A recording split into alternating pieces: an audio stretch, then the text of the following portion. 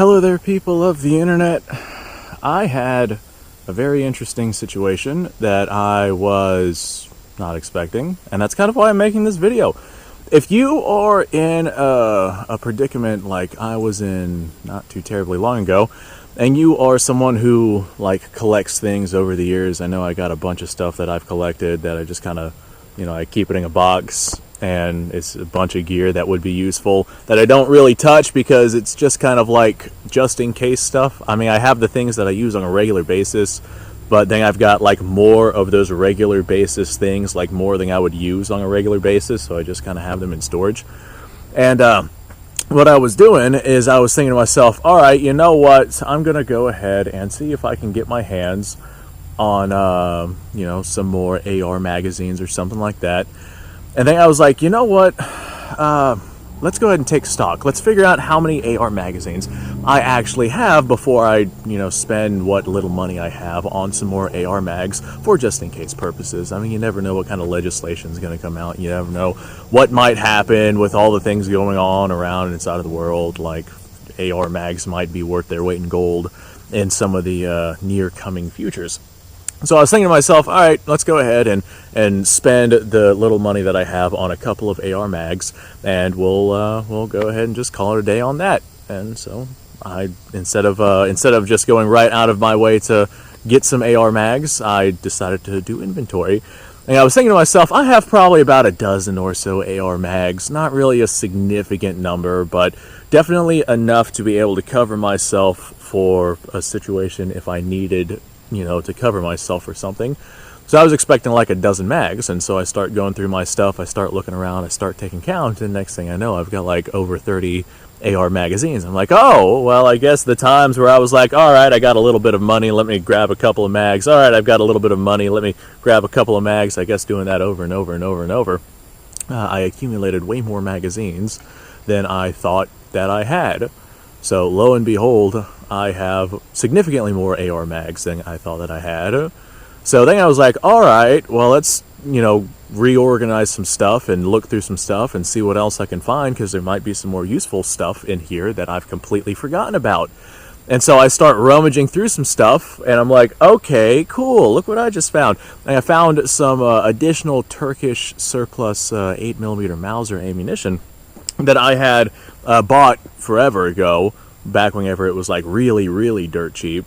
I had bought it forever ago and I had set it aside. I think whenever I got this stuff, I didn't even have an 8mm Mauser, but I was like, hey, that's cool because I want an 8mm Mauser. So I bought the stuff, and of course I didn't have an 8mm, so I literally got it and then stuck it in a box. It was 100 rounds or 70 rounds, whatever came in one of those bandoliers. Yeah, I think it's 70 rounds actually. But a couple of them were triple stacked with bandoliers as opposed to just the double stack. So roughly 70 to 100 rounds, somewhere in there. I didn't count them. But I discovered this bandolier of ammo, and I was like, hey, I was actually running pretty gosh darn low on 8mm Mauser rounds. So now I have more ammo to make more videos for the YouTube channel. And so I was like, all right, well, let's go ahead and keep going through some of this stuff. And so I just start going through the stuff, taking count of different projectiles that I have, different powders I have, different brass cases that I have. I go through, look at magazines, look at what I have for those magazines, look at loading tools, look at loading dies. I just start taking inventory and seeing what I have. And I've got things that I've just accumulated over the years for cartridges I don't even own. I have things to be able to, I have a size 243 diameter bullets for a 243 Winchester, and I simply don't own a 243. Since I have the bullets, I might go out and get one. But I don't own a 243. I'm not quite positive on where those rounds came from, but hey, I have some 243 diameter projectiles if I ever decide that I feel like using those. And I discovered some 277 caliber diameter projectiles that I also have in stock. Now, I do have a 270, which is what those 270 or 277s are for, but I like the concept of using those in an 8mm Mauser rifle instead. Now, of course, those are smaller diameter. They're not going to engage the rifling quite as good. It's kind of like shooting a 308 diameter from a Mosin Nagant. It'll work. It'll go bang. It'll send rounds downrange, but it's not going to be the most accurate. But, I mean, the 7mm Mauser that I'm going to use is going to be 100 years old at this point already, and it's probably not going to be the most accurate anyway. so I'm not too beat up about using a slightly smaller bullet for that. So I got myself some stuff that I could use for all of these other things, make myself more videos on certain things I haven't made videos on in a long time.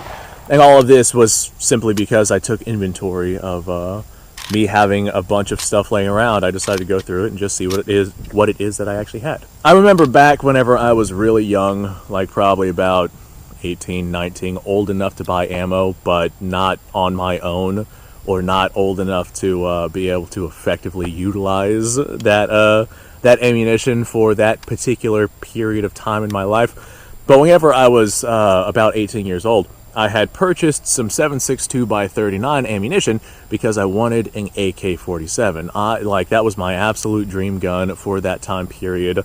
It was what I wanted. I loved the round. I loved the benefits of the AK. I was absolutely hyped. I was stoked to finally get myself an AK. It didn't happen for a few more years after that. But whenever I was actually in my hometown in Central Florida, I wanted one so bad that I literally just went out and bought myself a box of 7.62x39, and I was like, I'm gonna get an AK, and one day I'm gonna run this ammo through it. Well, I start going through some of the stuff, and guess what I find? I find that box from a decade ago, back whenever I had bought it, and now I have myself another 20 rounds of 7.62x39 to use on, the YouTube channel, and I intend to run those through an AK-47. So hey, that's another big find. If you are like me and you just have these piles of stuff that you've accumulated over the years, go ahead and go through it. Like, that is a super solid suggestion from myself. That's alliteration right there. Super solid suggestion. Go ahead and go through it. See what it is that you have. I know some of the things that I got from back then weren't valuable to me back then. Like, for example, 7.62x39, or for example, whenever I got that Bandolier Turkish 8mm Mauser. They weren't valuable to me back then simply because I didn't have the stuff to be able to use it. But as the collection has grown, as my resources have grown, as my knowledge has grown, I have discovered that I can utilize these things for different applications. Like, for example, those 277 diameter bullets. Yeah, I knew that those were for a 270 back whenever I first got those. But at the same time, yeah, 270, big. I mean, I'm not big on 270 myself just because of the types of rifles that 270 shoots. But what I absolutely love is 7mm Mauser. So all of a sudden, these rounds that I originally was not going to use, I can use for the things that I actually enjoy, such as 7mm Mauser. So just some food for thought. If you have boxes of stuff or stuff laying around and you have no idea what's in it, or you have no idea what it is that you actually have, or you are thinking about getting yourself some resources and you don't know how much of that resource you actually have, such as my AR mags, then hey, might be something useful, might be something to go look at. Maybe you should get into your reserves, your stockpiles, your whatever it is that you have laying around, and you might be like, hey, guess what?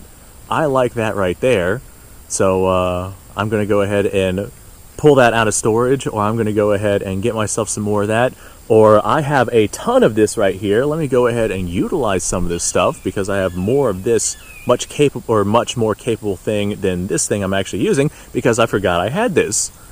So rather than go out and get myself another pile of AR mags, I think I'm going to go out and get myself some 1911 mags because I've only got like 5 magazines for my 1911s, and I have multiple 1911s. That's not enough magazines for 1911s. So rather than spend the resources on the AR mags, I'm going to go ahead and spend the resources on the 1911 mags. Does that make sense? Hopefully that makes sense for you guys. And it was all just because I decided to go through inventory and see what it is that I have. So let me go ahead and make sure there's nothing alive in here. So actually what I did on top of the 1911 mags, I actually got myself some Ruger Mini 14 mags as well. Because the Ruger Mini 14, this right here is a platform that is not quite as modular or capable as the AR platform, but boy, is it a really, really good option, especially if I find myself in a situation where I have all of my ARs taken up and I'm just like, all right, well, I have this Mini 14 and, well, I don't have a lot of resources or equipment for it. I've actually only got 2 magazines for this Mini 14, 3 if you count the 5-round hunting mag, which I really don't. But I've only got 2 magazines for this Mini 14. So what I did was I ordered some, like 2 or 3 mags for the Mini 14. But these mags are set up in a way to where they will work both in the Mini 14 and the AR platform. so you can go ahead and swap them between platforms. So either way, I still got myself more AR mags on top of having something for the Mini 14 just in case I find myself in a situation where I need it. So I got a couple of rounds inside of this thing. I have no idea how many. I think like 3 rounds or something like that. I don't have a whole lot of 223 that I can work with here. So this right here is 55 grain projectiles. I'm just going to go ahead and send them at my grill down there. It is important to have proper ventilation whenever you are utilizing a grill, because fire needs oxygen in order to produce heat and continue to be fire. So that right there is now well ventilated. And just because I found some 8mm Mauser ammo, I thought I'd go ahead and break out my Yugoslavian 2447 here. So this is Turkish 8mm Mauser. Let's go ahead and see if this stuff right here runs. I'm going to go ahead and send a round into our grill if this actually fires. Yep, she actually fired. I'm going to send a round into our car. Yep, that one fired too. That one felt like it was a little more potent than the last one. And I'm going to send a round into, oh, I don't know. Let's do the front rim. Nope, never mind. I guess this one's just not going to fire. Let's try that again. Recock that. She fired last time. Okay, thanks for watching, folks. Appreciate your time. Like, subscribe, share. Description below has a link to all sorts of stuff. Go check it out. You guys go off. Have yourself a fantastic day.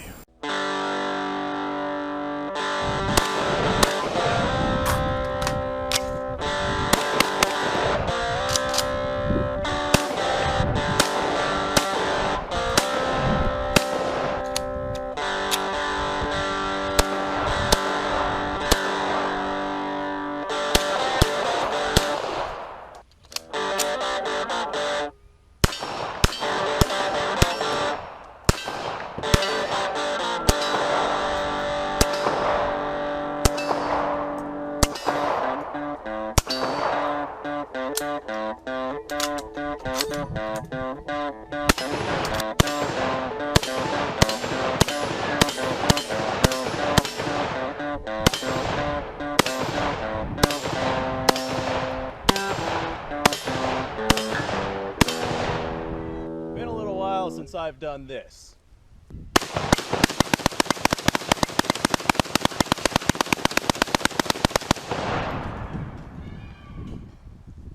Bonnie and Clyde be damned.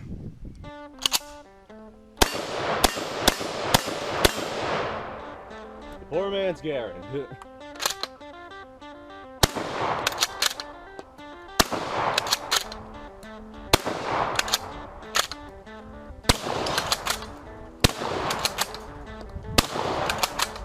Shame that bolt action shotguns aren't more mainstream.